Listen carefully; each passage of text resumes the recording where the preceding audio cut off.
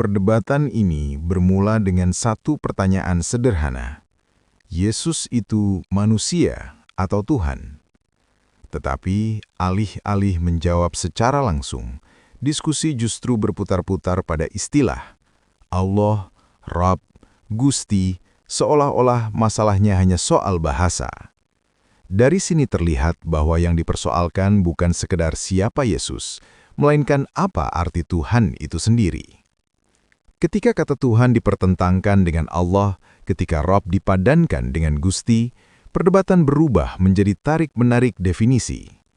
Satu pihak mencoba menjelaskan bahwa perbedaan itu hanyalah soal istilah, sementara pihak lain justru mempertanyakan asal-usul konsep Allah dalam Islam. Apakah benar ia adalah Tuhan yang sama yang disembah para nabi terdahulu, ataukah sosok yang diperkenalkan dalam konteks Arab Quraisy? Dari sinilah percakapan melebar tentang sejarah, tentang klaim penyempurnaan agama, tentang otoritas kitab suci, hingga pada praktek-praktek seperti wudhu dan tayamum. Pertanyaan-pertanyaan yang muncul bukan lagi sekedar teologis, melainkan menyentuh konsistensi ajaran dan logika di baliknya. Diskusi ini pada akhirnya bukan hanya tentang siapa yang benar, tetapi apakah keyakinan diuji dengan nalar atau hanya dijaga dengan tradisi. Silakan Bang, apa yang mau Anda utarakan? Silakan. Kalau Yesus itu Bang, manusia apa Tuhan itu Bang sebenarnya? Dua-duanya Bang. Dua-duanya Bang. Emang di dalam pikiran Anda, gini Bang, emang di dalam pikiran Anda Tuhan itu apa Bang? Ya, Tuhan itu yang menciptakan manusia. Iya, di dalam pikiran Anda kata Tuhan itu, menurut Anda itu bahasa Arabnya apa? Bahasa Arabnya Tuhan Allah. Ya salah Bang, bahasa Arabnya Tuhan kok Allah. Makanya Bang, diskusi kita ini jadi buntu karena begini Bang. Pelan-pelan ya Bang ya, kita diskusi yang baik ya. Oke, saya mau ngajarin lah orang-orang awam teman-teman. Karena orang Kristen pun banyak yang seperti Wawan ini. Ini Bang. Bang, kalau Allah itu Bang, diterjemahkan ke dalam bahasa Indonesia, jadi apa? Allah itu satu Bang.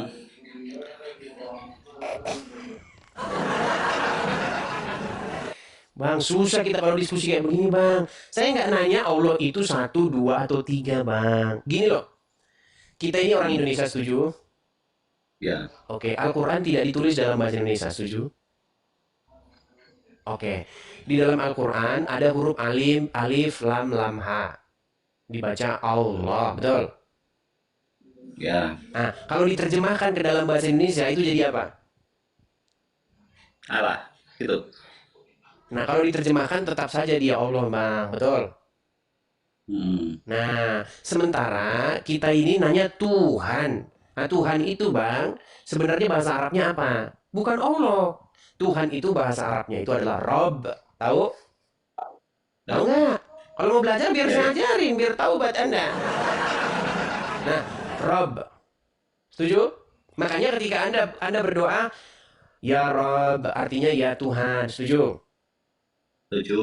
Nah, makanya Bang, ketika pertanyaan Anda begini, Rob itu manusia apa bukan? Bahasa Arab Bang, kata Rob itu bisa juga untuk manusia. Begitu. Contoh, abang orang Jawa atau orang mana? Orang Jawa. Nah, kalau orang Jawa, saya lebih gampang ngomongnya Bang. Kata Rob itu Bang, kalau diterjemahkan ke dalam bahasa Jawa itu jadi Gusti. Gusti. Nah, coba Bang, ini biar enak kita diskusi. Gini Bang ya, biar enak kita ngobrol. Gini Bang, pertanyaan Anda tadi kan, apakah Yesus itu Tuhan atau manusia? Bang, kalau orang Jawa memanggil yang di langit sana, Gusti, betul? Ya, benar itu. Duh Gusti, begitu ya, betul? Oke, betul tidak? Ketika orang Jawa memanggil seorang raja yang duduk di singgasana, Gusti juga? Enggak juga sih Bang. Kalau itu kan. Oke, sebentar Bang. Saya mau kasih contoh-contoh Bang. Misal nih, di dalam kerajaan-kerajaan Jawa ya, atau yang masih ada sampai sekarang, Sultan Yogyakarta misalnya. Menurut Anda Bang, menurut Anda nih, Jawa mana Anda? Saya udah di Sumatera Bang, cuma rubah dari Jawa. Ini berarti udah hilang Jawamu Bang. Nggak boleh hilang Jawamu Bang. Identitasmu itu kan sebagai Jawa. Jawamu mau ke Sumatera mau kemana jangan hilang. Gini Bang, ketika orang Jawa memanggil rajanya itu dengan panggilan Gusti atau tidak? Ya Gusti itu maksudnya itu kan yang diagungkan gitu, nah, yang dihormati Iya, lah. manggil Gusti atau tidak dia? Ya, memang ada itu. Nah, jadi pertanyaan Anda itu sama seperti ini. Gusti itu manusia apa bukan? Jadi pertanyaan Anda itu salah, Bang. Gusti itu manusia atau bukan? Kan susah kalau begitu, Bang. Makanya, Bang, kita ini, Bang, debat kusir gara-gara hal seperti ini. Begitu, Bang. Jadi pertanyaan Anda itu, Yesus itu Tuhan atau manusia, itu sama dengan pertanyaan, dia itu Gusti apa manusia? Ya, ya Gusti ya manusia bisa juga, Bang. Nggak ada yang salah. Ya. Terus satu lagi Bang, kalau Jangan. Yesus sama Allah, kalau tinggi mana menurut Abang itu? Begini Bang, tidak bisa kita bandingkan Yesus dengan Allah Bang. Karena Allah itu Bang, ini dalam perspektif agama kami ya Bang ya. Allah itu tidak pernah ada. Allah itu adanya setelah Muhammad. Allah itu adalah Tuhannya orang-orang Quraisy. Jadi dulu Tapi Bang, di agama Abang ada Allah juga kan? Allah itu nah banyak ini Allah dia juga. masalahnya Bang. Ini dia masalahnya. Allah itu Bang, bukan Allah. Salah Bang, Allah dengan Allah tidak sama. Begitu. Tapi memang begini Bang, tapi memang begini. Ini ada sebuah kesalahan yang sudah mendarah daging Bang di tengah-tengah masyarakat kita. Begini Bang, sebenarnya dulu Injil itu ya dibawa ke dalam bahasa Indonesia, itu kan bukan bahasa Indonesia. Lalu diterjemahkan ke dalam bahasa Indonesia. Nah, karena majority orang-orang Indonesia ini adalah orang-orang Islam, sudah menggunakan istilah-istilah Islam. Nah, banyak istilah-istilah Islam itu diserap ke dalam terjemahan Alkitab. Makanya ada istilah Rasul, ya kan? Ada istilah, pokoknya istilah-istilah Islam lah di dalamnya. Seperti itu. Tetapi perlu diingat juga, Bang, bahwa bahasa-bahasa itu sebenarnya netral, Bang. Bahasa-bahasa itu tidak milik suatu agama apapun. Contoh, Bang, bahasa Jawa punya orang Islam atau punya orang Kristen? Bahasa Jawa punya orang Islam atau Kristen? Iya. Ya, kalau bahasa Jawa ya yang punya ya suku Jawa. Ya iya, sama seperti itu bahasa Arab, itu yang punya orang Arab, Bang, bukan agama Islam. Salah. Begitu. Tapi intinya mau saya katakan begini, Bang, Bang Wawan. Allah itu, Bang, itu adalah Tuhan yang diperkenalkan oleh Muhammad. Dari mana Muhammad mendapat Allah itu? Dari orang-orang Quraisy. Karena satu-satunya umat yang menyembah Allah sebagai Tuhan adalah orang Quraisy. Begitu, Bang. Kalau kita belajar sejarah budaya ya, Bang ya. Setiap suku, setiap bangsa itu punya Tuhannya masing-masing. Contoh, orang Jawa dulu sebelum masuknya Islam, sebelum masuknya Kristen, orang Jawa punya agama, Bang. Dia panggil Tuhannya itu dengan panggilan Gusti. Begitu. Terus juga orang Sunda juga punya Tuhannya. Terus orang India juga punya. Dan tidak ada mereka itu nyembah Allah, nggak ada. Ketika Islam masuk, barulah diperkenalkan sosok yang bernama Allah. Sebelumnya, Bang, mereka tidak pernah nyembah Allah. Makanya kalau kita menggali sejarah, coba Bang, kita gali sejarah Pulau Jawa. Kita gali sejarah Pulau Sumatera. Kita gali sejauh manapun. Tidak ada di situ mereka nyembah Allah, Bang. Allah itu masuk ketika Islam dibawa, diperkenalkan ke situ. Nah, satu-satunya umat yang menyembah Allah sebagai Tuhan itu adalah umat Quraisy. Suku Quraisy, orang Arab Quraisy. Orang Yahudi nggak ada kenal Allah, Bang. Begitu. Ya karena kan bukan orang Islam. Gimana? Karena bukan orang Islam, orang Yahudi. Iya Gitu kan, Bang? betul. Yang jadi masalah kenapa Allah diklaim sebagai Tuhannya para nabi terdahulu. Ah, ini namanya fitnah yang nyata. Begitu, Bang. Makanya kalau kita sebenarnya gini, Bang, kita ini, Bang, harus bisa membedakan iman dengan kenyataan. Kalau iman, Abang akan mengatakan Allah itu adalah Tuhan yang disembah nabi-nabi terdahulu. Itu iman, Bang. Tetapi faktanya tidak berkata demikian. Nabi-nabi terdahulu tidak ada satupun yang menyembah Allah. Bahkan mereka mengucapkan Allah saja tidak pernah. Seumur hidup mereka tidak pernah Allah terucap dari mulut mereka. Karena mereka bukan orang Arab. Itu kalau kita mau jujur-jujuran, Bang. Dan setiap orang yang mau berpikir ilmiah, akademis, akan mengakui itu. Setuju? Iya. Tapi Iya. gini loh Bang, Silakan. kalau menurut pendapatku Tuhan itu tuh satu itu Bang. Cuma gini, karena kita Iya, kan saya dibiarkan setuju dengan Anda, Bang. Cuman masalahnya begini, siapa yang bercerita tentang Tuhan ini, Bang? Kalau yang bercerita tentang Tuhan ini hanyalah orang yang menghayal, dia duduk-duduk di depan rumah, lalu dia bikin Tuhan, dia duduk di bawah pohon kelapa, dia bikin Tuhan. Nah, itu yang disebut dengan Tuhan hasil karya manusia. Begitu. Apalagi dia bikin Tuhan, Tuhannya menuruti kemauan dia. Iya kan? Dia pergi semedi, dia pergi semedi ke gua. Nah, setelah dia pulang dari gua, dia bercerita tentang Tuhan. Saya bercerita tentang Tuhan. Tuhan tidak boleh begini dan tidak boleh begitu. Ah, dia Tuhannya. Ah, dia Tuhannya itu, Bang. Karena tidak boleh begini, tidak boleh begitu. Contoh.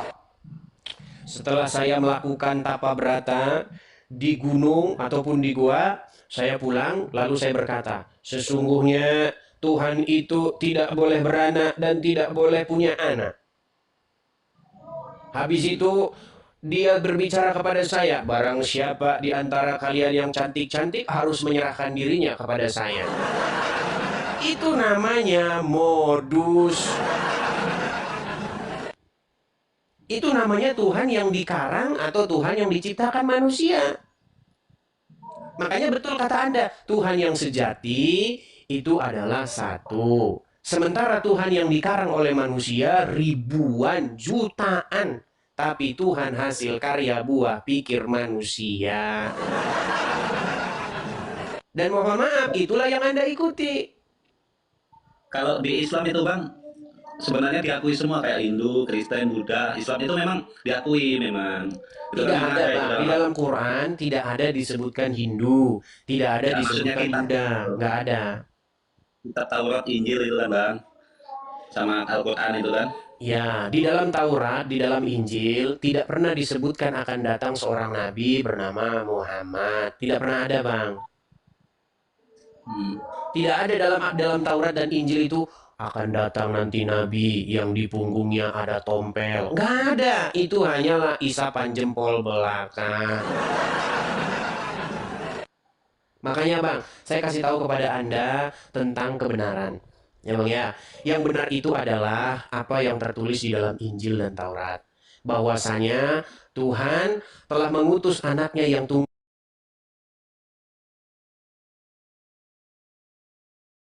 binasa, melainkan beroleh hidup yang kekal.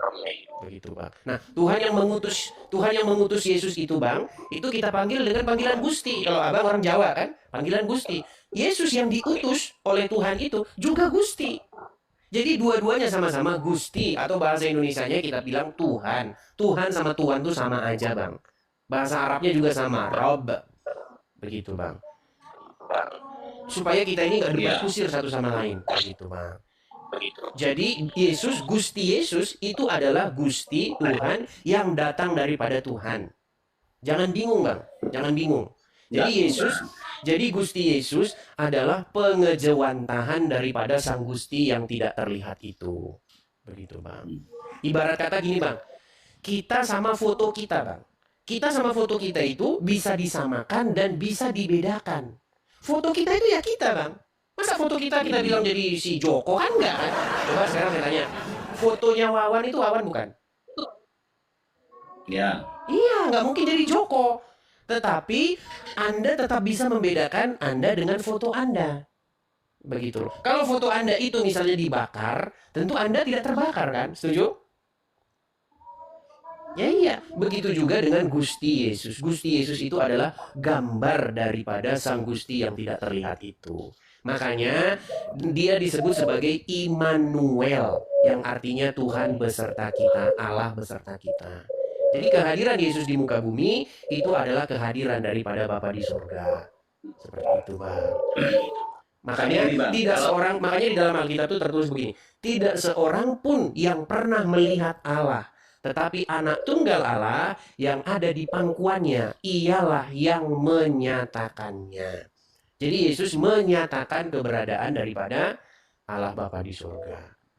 Begitu, Bang. Satu Bang, Silakan. Allah Bapa di surga itu sama Yesus, maksudnya itu Allah Bapa di surga itu Tuhannya Yesus atau Tuhannya orang Kristen itu Bang? Bang, sama itu, Bang. Tuhannya Yesus, Tuhannya orang Kristen itu sama, Bang. Dan orang Kristen juga menuhankan Yesus. Itu sama kayak begini loh, Bang. Makanya saya udah bikin perumpamaan itu berkali-kali. Setelah saya bikin. Kayaknya backgroundnya itu nggak di sini. Itu sudah sering kita bahas, Bang. Gini, Bang. Makanya saya itu eh, agak sedikit kesulitan karena sudah ada kesalahpahaman orang tentang kata Tuhan itu loh, Bang. Tuhan itu artinya ya Tuhan itu sama. Tuhan dengan Tuhan itu kata yang sama, Bang. Seperti ini loh. Saya kasih contoh, Bang. Bedanya tahu dengan tahu apa? Saya Kalau tahu itu sedikit nih. Saya oke. tidak tahu di mana dia berada. Saya tidak tahu di mana dia berada. Bedanya di mana? Bedanya di tulisan abang. Di huruf Tapi dia artinya beda. sama kan? Sama. Sama. Contoh, minuman ini rasanya pahit. Minuman ini rasanya pahit. Sama nggak? Sama. Sama. Contoh, dia dia menginjak tahi ayam. Dia menginjak tahi ayam. Sama nggak? Sama, Bang. Jadi gini, kalau kita belajar sesuatu, kita telusuri sesuatu itu sampai tuntas, Bang.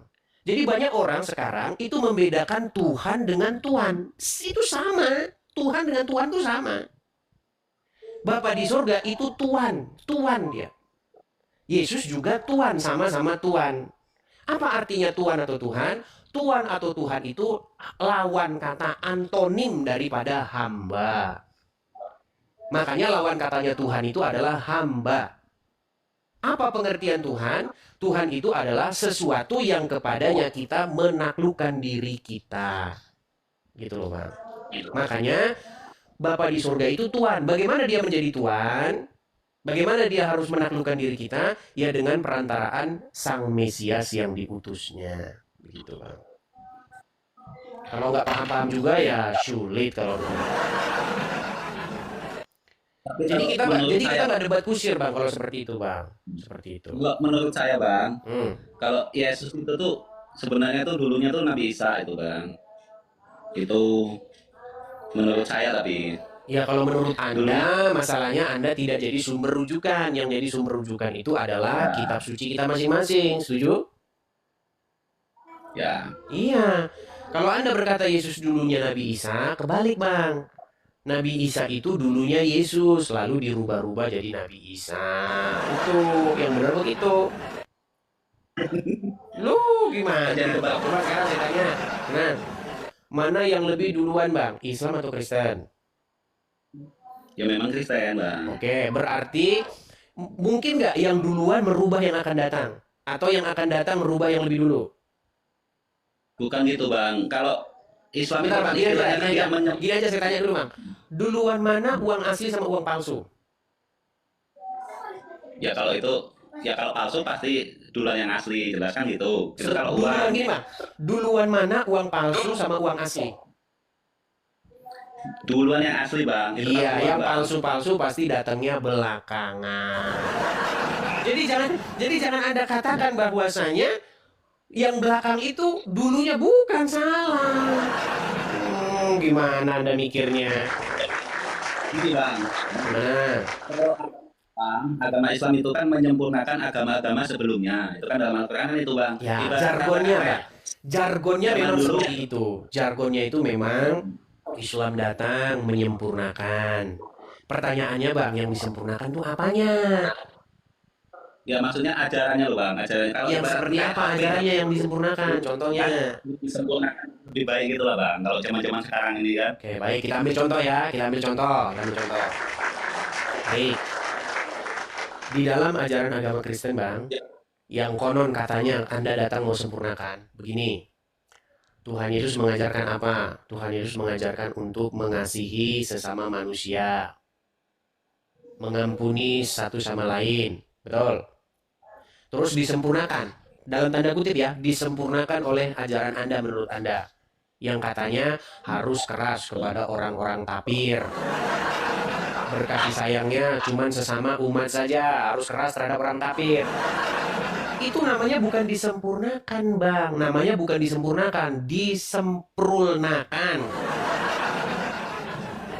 Bukan disempurnakan. Bisa nggak bedakan disempurnakan sama disempurnakan? Nah, gini aja Bang. Kalau Anda belum pernah melakukan kajian khusus, Anda itu hanya jadi korban katanya-katanya. Coba sekarang saya tanya, Enggak gitu. begini, coba jujur Anda. Anda kan cuma mendengar satu keterangan satu pihak kan? Bahwa kata Ustadz, kata para ulama, agama Islam datang menyempurnakan ajaran-ajaran terdahulu. Kata versi ulama. Apakah Anda sudah memeriksa ajaran terdahulu seperti apa? Belum kan? Artinya Anda masih berpikir subjektif. Nah, coba diperiksa. Nah, ini kebetulan bidang saya, Bang. Ada orang yang membidangi perbengkelan, ada orang yang membidangi apa? Akuntansi dan lain sebagainya. Bidang saya adalah pengkajian kedua belah kitab, Al-Quran dan Alkitab. Saya sudah teliti, Bang. Sudah saya baca berulang-ulang. Sudah saya kaji, sudah mau hampir 14 tahun lamanya. Memang itu bidang khusus saya. Saya baca, saya teliti. Kesimpulannya apa? Kesimpulannya tidak benar Bang disempurnakan. Yang ada disempurnakan. Begitu. Itu Bang, pertanyaan Bang. Abang Nah, tadi kan cerita guru agama waktu Abang masih sekolah itu kan. Apa Abang dulu pernah masuk Islam awalnya Islam? tidak pernah Bang saya masuk Islam Bang. Tetapi saya belajar agama Islam itu kepada orang-orang Islam pernah. Jadi dulu Bang, waktu saya belajar agama Islam, saya itu pengen tahu betul apa itu Islam. Jangan-jangan benar ini, kata orang-orang. Nah, saya baca. Lalu, ada orang menyarankan saya, barang siapa yang belajar tanpa ilmu, maka gurunya adalah setan.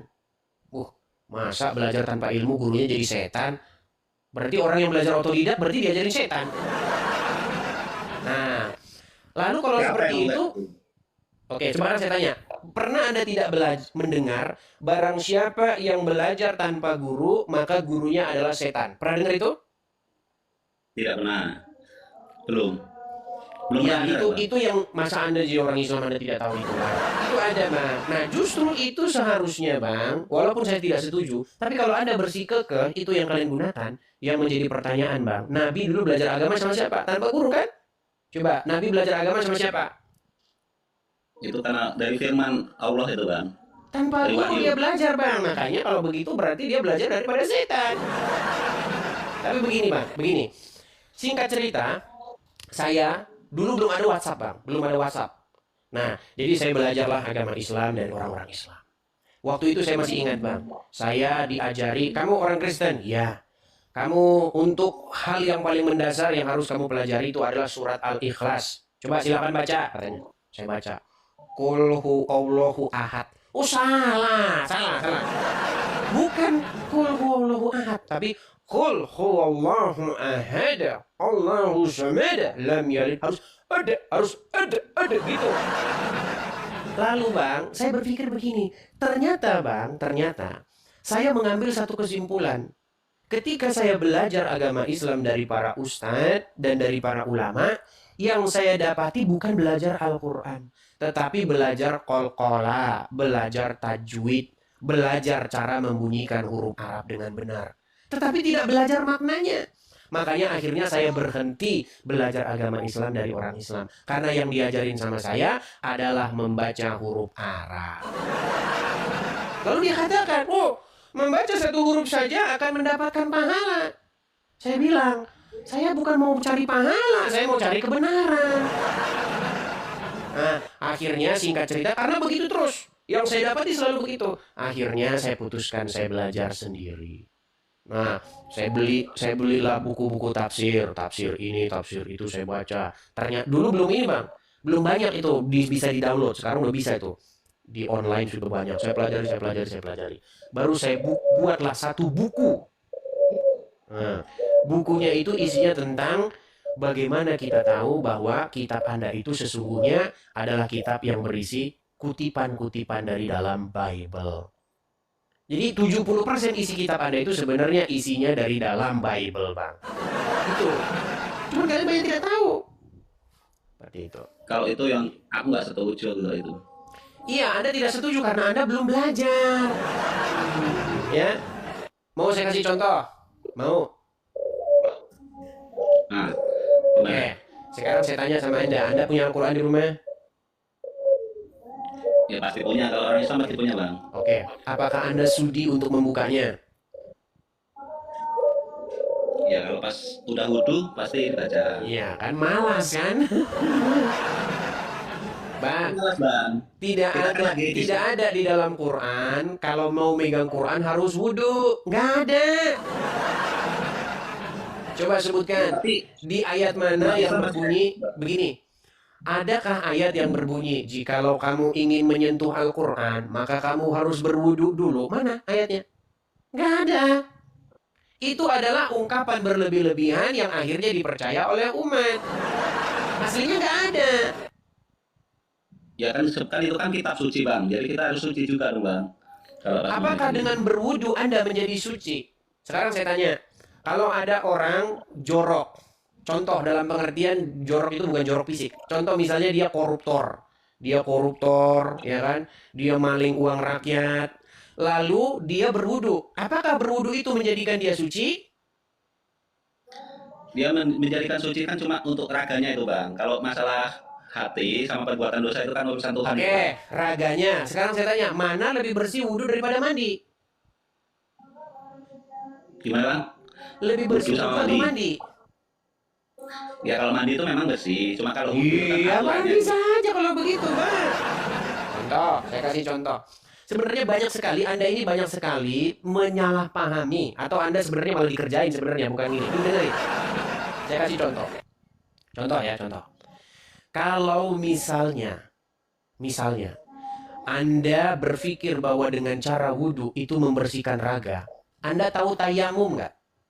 Tayamun, tahu tayamun? Tahu. Apa itu tayamun? Itu kalau nggak ada air bang, Ya, berwudhu pakai apa? pakai debu bersih. Pertanyaan saya, kalau berwudhu pakai debu, tambah bersih apa tambah kotor? Ya itu kan karena Jangan bisa tanya dulu sebentar. Kalau berwudhu dengan air, ya mungkin bisa jadi tambah bersih, ya. Tapi kalau berwudhu dengan debu, tambah bersih apa tambah kotor?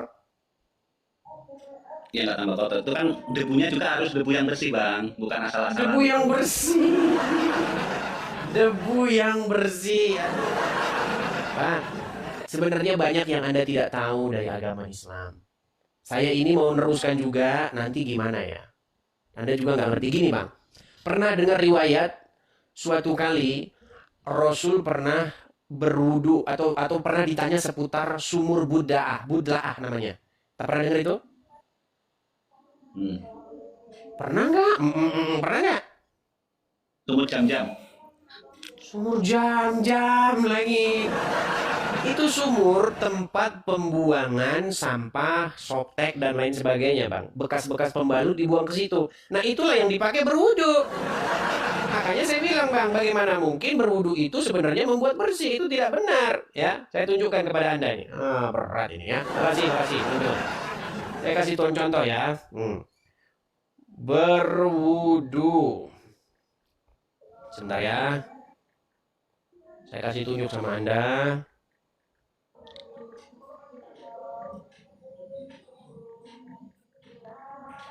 Biar Anda saya kasih tunjuk, Bang. Sebenarnya berwudu itu membersihkan atau bagaimana? Nih, saya kasih Anda hadisnya ya. Saya balikan dulu kamera saya, Bang ya, biar Anda bisa melihat nih. Saya mengajari kalian nih belajar. Kelihatan ya, Bang ya? Ya. Ini hadisnya tentang sumur Budla'ah ini bacanya ya. Saya bacakan ya, Bang ya. Kelihatan ya? Sunan An-Nasai ayat 324 telah menceritakan kepada kami Harun bin Abdullah, dia berkata, telah menceritakan kepada dan seterusnya dia berkata ya. Telah menceritakan kepada kami Muhammad dan seterusnya. Dari para sahabat nih ya. Jadi Rasulullah Shallallahu Alaihi Wasallam pernah ditanya, wahai Rasulullah, ya, apakah kita boleh ambil air wudhu dari sumur Budla'ah? Yaitu sumur yang dijadikan sebagai pembuangan daging-daging anjing dan kotoran haid, softtek, Bang, serta barang-barang yang busuk. Rasulullah SAW bersabda, Air itu suci, tidak ada suatu pun yang membuatnya najis. Ini bang, inilah sosok Muhammad yang kalian bangga-banggakan. Nah, jadi bang, kalau ada air bekas-bekas pembuangan, bekas potong daging anjing, bekas softtek dan lain sebagainya, itu boleh kau pakai menjadi air wudhu. Betul. Sesuai dengan hadis betul. Hah? Hadis riwayat siapa ini? Ini loh bang, Sunan An-Nasai, nomor 324. Jangan bilang lagi hadis karangan Oten. Betul. Nih banyak bang hadisnya ya. Yaitu sumur yang dijadikan pembuangan barang-barang bau busuk. Beliau bersabda, air itu tidak dapat dinajisi oleh suatu apapun. Makanya bang, kalau ada lalat masuk air minum Anda harus tetap minum karena tidak bisa najis air itu. Begitu ya, berita. Nah, langsung bilang hadis palsu, sungguh nekat yang nyata. Jangan bilang palsu-palsu ya. Kalau tidak percaya bang, sekarang zaman Google bang, zaman internet, ketik saja sumur Buddha, ya, yaitu sumur tempat pembuangan barang-barang busuk itu, dan itu dipakai oleh Nabi dan juga oleh para sahabat untuk berwudu. Itu bukannya tambah bersih bang, tambah kotor, ya, seperti itu. Jadi saya minta kepada Anda bang, dalamilah, ayo, mari dalami kebenaran. Nah, saya sebagai orang Kristen bang, yang sudah mendalami agama, yang sudah hampir 14 tahun menelitinya, saya hanya berpesan kepada Anda, marilah datang kepada Tuhan Yesus, supaya apa? Supaya kita beroleh kebenaran dan hidup. Begitu bang, ya. Ayo, datang kepada Tuhan Yesus, ya. Akulah jalan dan kebenaran dan hidup. Jangan mengikuti orang yang ada di dalam kubur. Begitu ya, Bang Wawan, Ade Wawan. Semoga Anda sadar. Jangan banyak-banyak nih. Kalau banyak-banyak juga nanti tumpah. Oke? Seperti air minum, diisi sedikit-sedikit saja. Nah, nanti kalau Anda sudah paham yang sedikit-sedikit, maka nanti Anda akan menerima kebenaran. Setuju ya? Gini bang, satu bang. Silakan. Bukannya kalau sesama umat beragama kita harus saling menghormati bang? Nah, ini lagi nih. Bang, kenapa ketika saya menyebarkan kebenaran, Anda langsung jurus terakhirnya kita harus hormat menghormat. Kita harus harga menghargai. Bang, ini kan saya hanya menjawab kalian saja. Lalu bagaimana dengan kajian-kajian kalian? Contoh nih bang, saya kasih contoh. Saya balikin dulu badan saya bang ya. Saya balikin dulu badan saya. Bang, coba baca itu buku apa bang? Baca? Yesus Tuhan. Enggak, baca dari atasnya. Dari atas. 101 bukti Yesus bukan Tuhan. Siapa yang bikin bukunya? Nggak tahu bang. Haji Insan LS Mokoginta. Itu orang Islam, betul? Paling ya nggak tahu aku. Jangan paling bang, Anda dari dulu banyak paling-palingnya. Bang, itu buku. Oke, saya kasih tahu. Itu buku ditulis oleh orang Muslim. Kalau Muslim yang menulis 101 bukti Yesus bukan Tuhan, itu namanya dakwah syiar agama. Tapi kalau orang Kristen bikin buku 101 bukti Muhammad bukan Nabi, itu namanya penistaan agama. Pasti Anda langsung berkata, marilah kita saling harga menghargai. Kalau begini, ya. Memang di ajaran Islam memang harus kayak gitu bang. Lakum dinukum waliyadin. Iya, seharusnya begitu bang. Seharusnya lakum dinukum waliyadin. Seharusnya begitu. Tetapi yang dilakukan umat, bahkan didukung oleh banyak umat Muslim, kalau membahas agama Kristen, namanya syiar dan dakwah. Supaya orang-orang Kristen bertobat. Katanya begitu. Sekarang saya balik nih, supaya Anda bertaubat. Jangan mengikuti orang meninggal di dalam kubur. Ya.